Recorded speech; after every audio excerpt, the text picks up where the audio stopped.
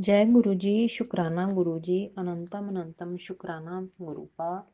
हे मेरे पिता, हे परमेश्वर, हे भोले बाबा, मैं जो भी बोलूँगी मैं आपका हुक्म समझ के बोल रही हूँ। मुझे नहीं पता मैंने क्या बोलना क्या नहीं, आप ही बुलवा रहे हैं, आप ही बुलवाएंगे। जय गुरु जी।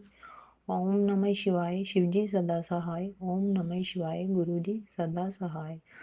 संगत जी, ये मेरा मुझे नहीं याद कि मैं अपना कितने सत्संग में भेज चुकी हूँ। वो उनमें से एक दो अपलोड हुए हैं, बाकी तो मुझे नहीं पता वो जिस चैनल पे मैं भेजती हूँ वो शेयर करते हैं नहीं करते। फिर भी जो गुरु जी ने मेरे ऊपर कृपा करी, मेरा मन होता है, मैसेज भी आते हैं अपना सत्संग शेयर कर, तो मैं शेयर करके मतलब अपना सत्संग रिकॉर्ड करके भेज देती हूँ। ये उनकी मर्जी है, भेजना नहीं भेजना ये गुरु जी उनको जाने कि क्या हुक्म उनके लिए होता है क्या नहीं। संगत जी, ये मेरा सत्संग अपनी फैमिली में से ही लेके है। मेरे जो जेठानी है हमारे, उनके बेटे की शादी थी।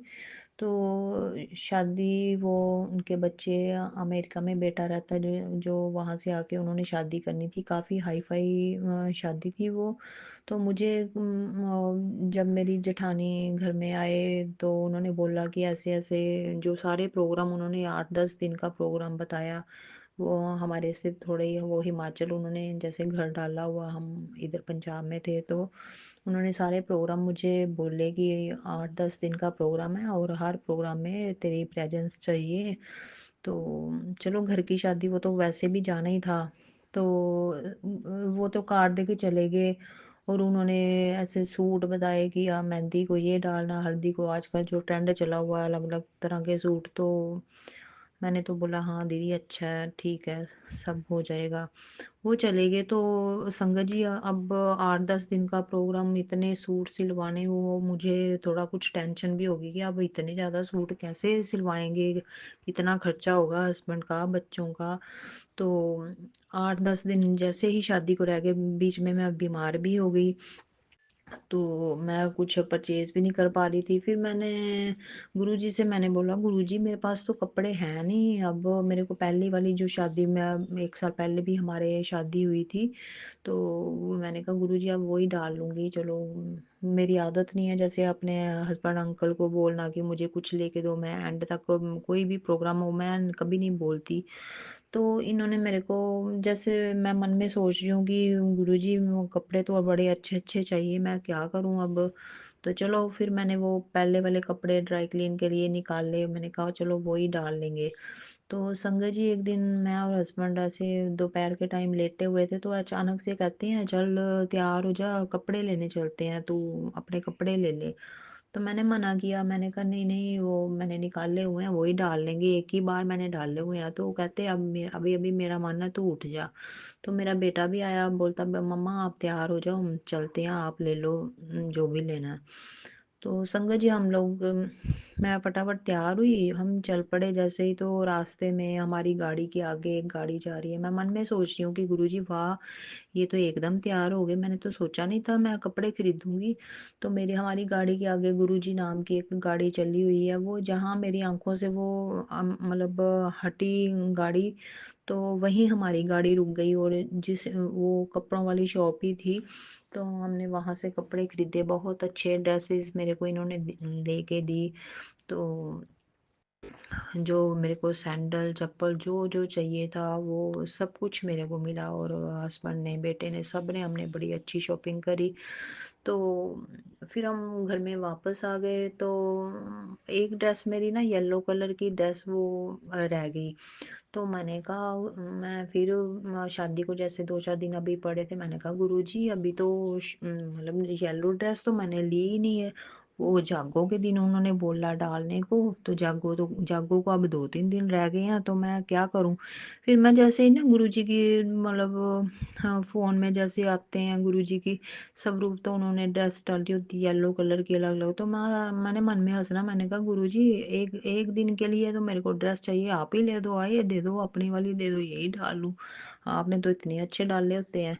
साथ मैंने बात करनी, साथ मैंने मन में हँसना भी। तो फिर जागो के 1 दिन पहले मेरे हस्बैंड फिर मेरे को बोलते हैं, "चल, चल तू तैयार हो, तेरे को येलो ड्रेस भी ले देता हूँ।" तो रेडीमेड है, उसमें क्या वो अभी मिल जानी है। तो मैंने मना भी किया, फिर हम मार्केट में गए, तो मेरे को कोई ड्रेस पसंद नहीं आई। मैंने कहा नहीं, मैं मुझे ये पसंद नहीं है कोई भी ड्रेस। तो उन्होंने फुलकारी वाला दुपट्टा भी बोला था। मैंने कहा अच्छा ऐसा करते हैं, तो फुलकारी वाला दुपट्टा ही ले लेते हैं, तो किसी भी सूट के ऊपर वो ले लूँगी। वो काफ़ी अच्छा मेरे को वो फुलकारी वाला हैवी दुपट्टा इन्होंने लेके दिया। मैं खुश हो गई कि चलो दुपट्टा तो आया। फिर मैं घर में आई तो मैंने जैसे अपना अलमीरा खोली, तो उसमें से ना एक येलो अनस्टिच सूट पड़ा हुआ था। मैंने ना अपने मदर इन लॉ को बताया, मैंने कहा मम्मी ये सूट पड़ा हुआ है, तो ये अच्छा रहेगा, मतलब जागो में डालूंगी। तो मेरे मदर इन लॉ बोलते हैं हाँ हाँ बड़ा अच्छा लगेगा ये सूट, तू सिलवा ले। तो घर के पास कोई लेडी थी, मैं कभी गई नहीं वहाँ, तो मेरे मदर इन लॉ उस लेडी को घर ही बुला लाई, बोलते इसका नाप नूप ले और इसको सूट सिल के दे।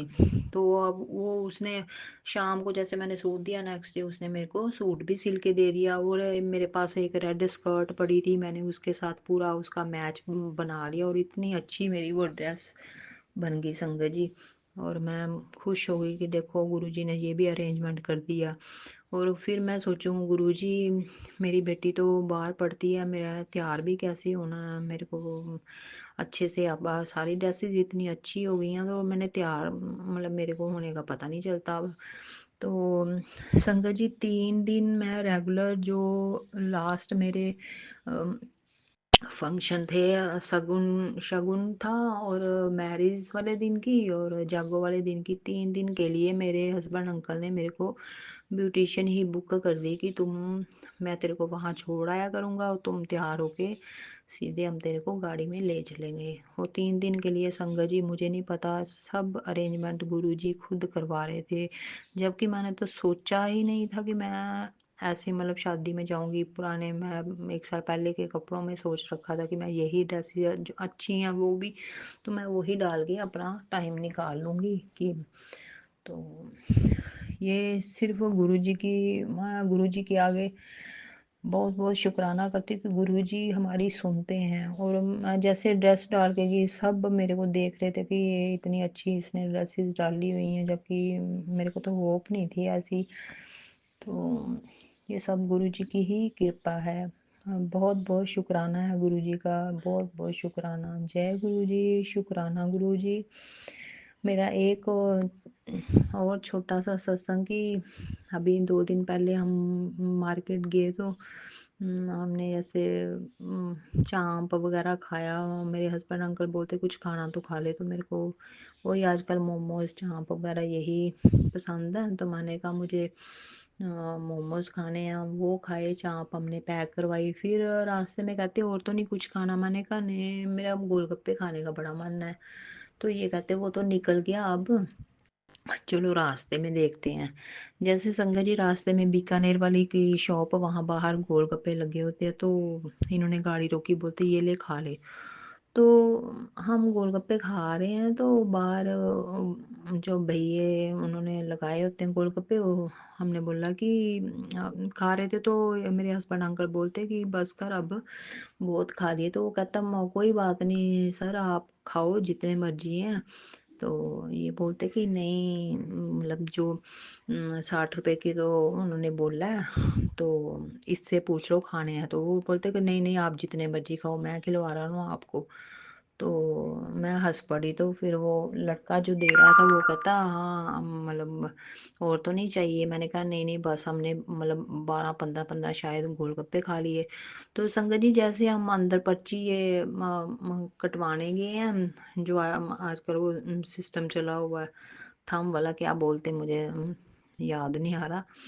तो जैसे बोलते कि आगे पैसे कटवाने गए, तो वो जो शॉपकीपर जो बीकानेर वाले हैं उनका मालिक बोलता कि चलो चलो सर कोई बात नहीं, आप रहने दो पैसे, आप आते जाते रहते हो, तो फिर कभी पैसे ले लेंगे। और मेरे हस्बैंड अंकल बाहर आके बोलते अरे तू आज कुछ और ही बोल देती, उन्होंने तो पैसे भी नहीं लिए मेरे से। मैंने कहा ये कैसे हुआ, पैसे क्यों नहीं लिए? बोलते मुझे नहीं पता।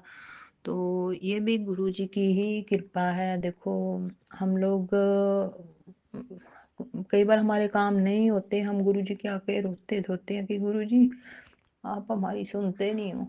लेकिन गुरुजी सुनते हैं, हमें नहीं पता वो जो काम हमारे नहीं होते वो हमारी भलाई के लिए होते हैं, नहीं हो रहे हैं या क्या। हम ब्लेम तो करते हैं गुरुजी को, जो अच्छे काम है इसलिए गुरुजी जो भी आपके साथ गुरुजी अच्छा करे उनका शुक्राना ज़रूर करें, संगत जी ज़रूर करें। और बस मैं यहीं पे विराम देती हूँ। जय गुरु जी, शुक्राना गुरु जी, शुक्राना, अनंतम अनंतम शुक्राना।